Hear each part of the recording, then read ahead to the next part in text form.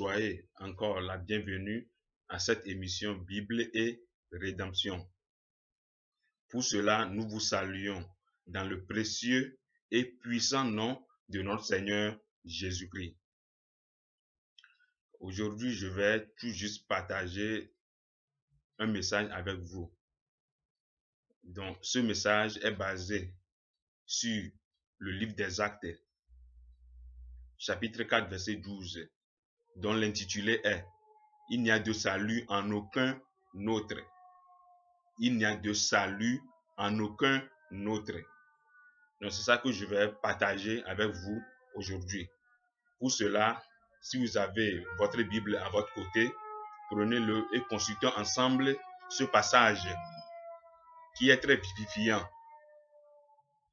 Pour cela, je vous invite à prendre vos Bibles et consultons ensemble ce passage. Actes, chapitre 4, verset 12. Il n'y a de salut en aucun autre, car il n'y a sous le ciel aucun autre nom qui ait été donné parmi les hommes par lequel nous devions être sauvés. Il n'y a de salut en aucun autre,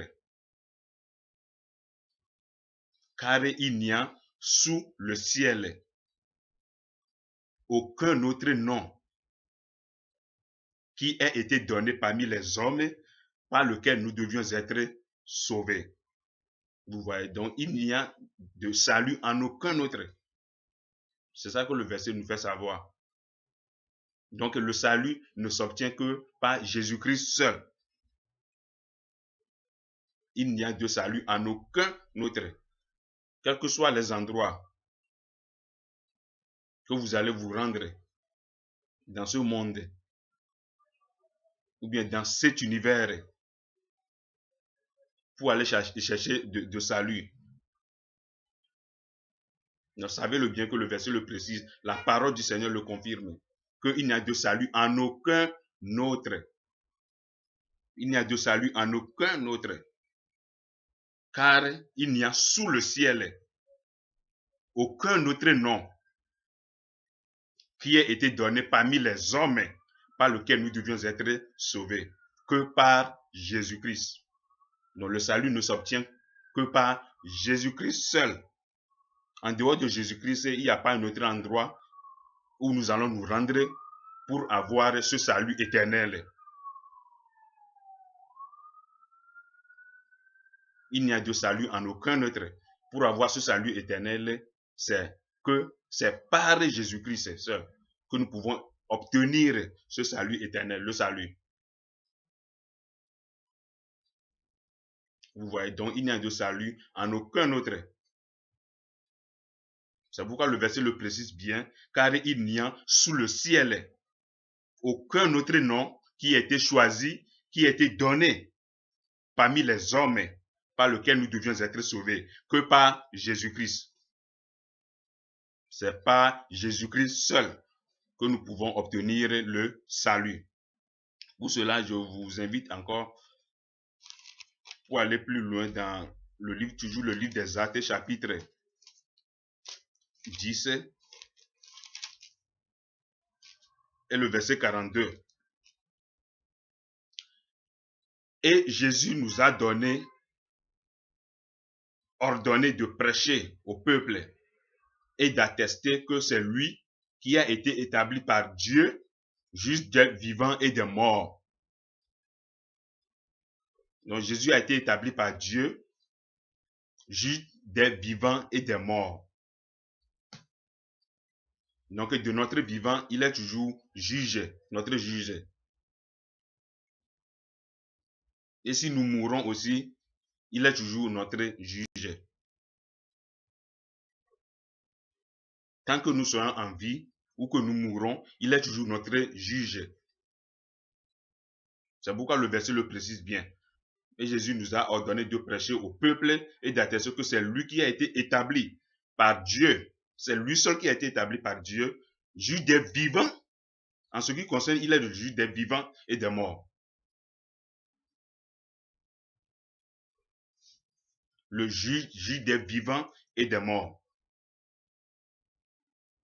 C'est lui seul qui a été établi par Dieu pour être juge des vivants et des morts. Vous voyez. C'est pourquoi le livre d'Actes, chapitre 4, verset 12 dit, il n'y a de salut en aucun autre. Car il n'y a aucun autre nom qui a été choisi parmi les hommes par lequel nous devions être sauvés. Je parle du salut éternel. Si ce n'est pas Jésus-Christ seul. Donc le salut ne s'obtient pas que par Jésus-Christ seul.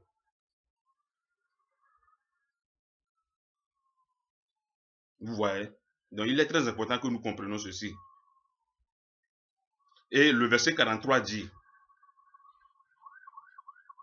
du chapitre 10, tous les prophètes rendaient de lui le témoignage que quiconque croit en lui reçoit par son nom le pardon des péchés. Vous voyez, de même que les prophètes même rendaient de lui le témoignage que quiconque croit en lui reçoit par son nom le pardon des péchés. Non, il n'y a de salut en aucun autre.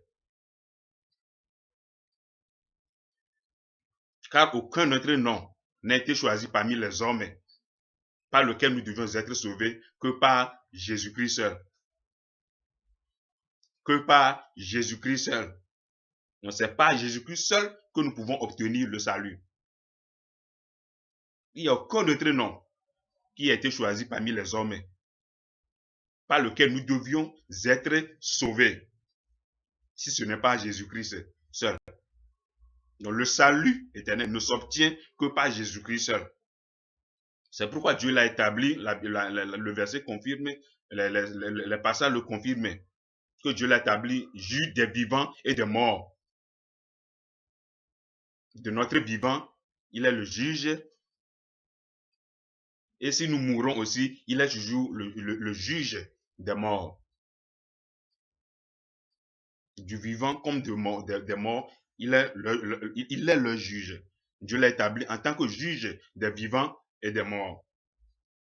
Il faut que nous comprenions bien ceci. Et le verset 31 et 32 du même livre, chapitre 5.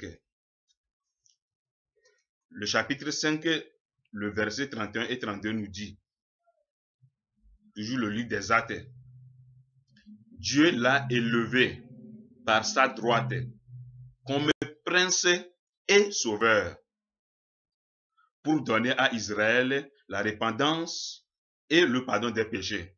Pour donner à Israël la repentance et le pardon des péchés. Ne pas seulement Israël. Aujourd'hui, le salut est pour nous tous. C'est pour nous tous.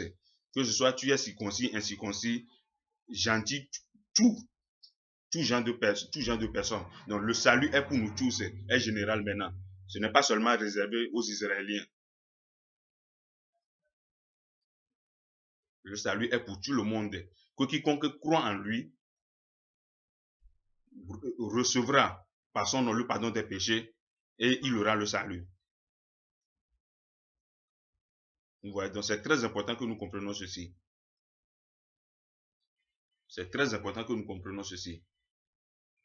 Donc Dieu l'a élevé par sa droite comme prince et sauveur pour donner à Israël la repentance et le pardon des péchés. Nous sommes témoins de ces choses. De même que le Saint-Esprit que Dieu a donné à ceux qui lui obéissent.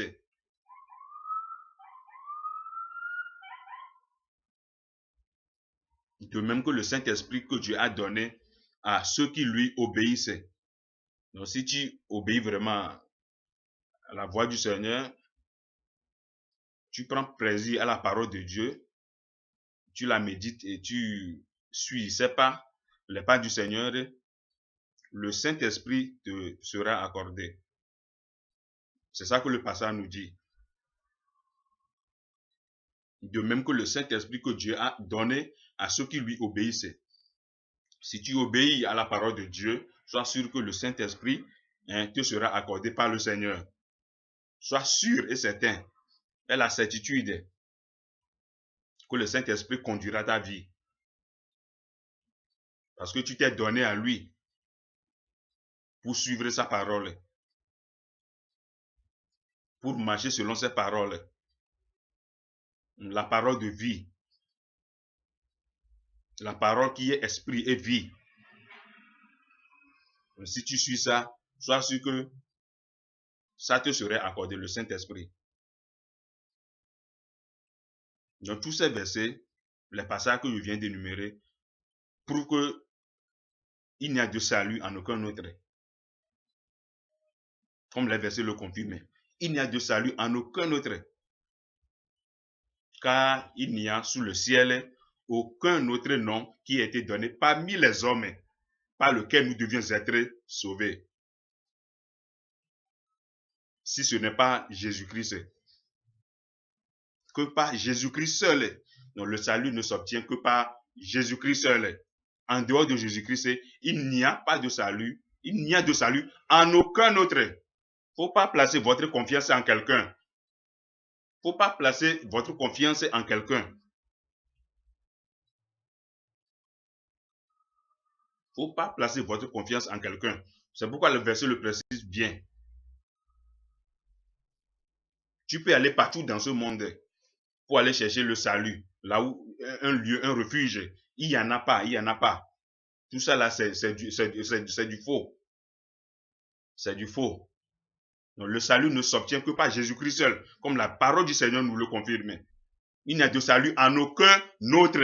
Vous perdez votre temps. Si vous allez ici de gauche à vous tournez, de gauche à droite, c'est une perte de temps. Il n'y a de salut en aucun autre. Il ne faut pas croire à quelqu'un, c'est un mensonge. Il ne faut pas croire. Le salut ne s'obtient que par Jésus-Christ. C'est pourquoi le verset le précise. Il n'y a de salut en aucun autre. En aucun autre. Car aucun autre nom n'a été choisi sous le ciel. N'a été choisi sous le ciel parmi les hommes par lequel nous devions être sauvés que par Jésus-Christ. Que le Seigneur vous bénisse abondamment et qu'il nous donne l'assurance, la compréhension pour que nous puissions vraiment croire dans cette parole et bien la comprendre par le Saint-Esprit pour que nous puissions vraiment avoir ce salut. Donc, le passage, les passages confirment. Donc, que le Seigneur vous bénisse abondamment. Au revoir et à la prochaine.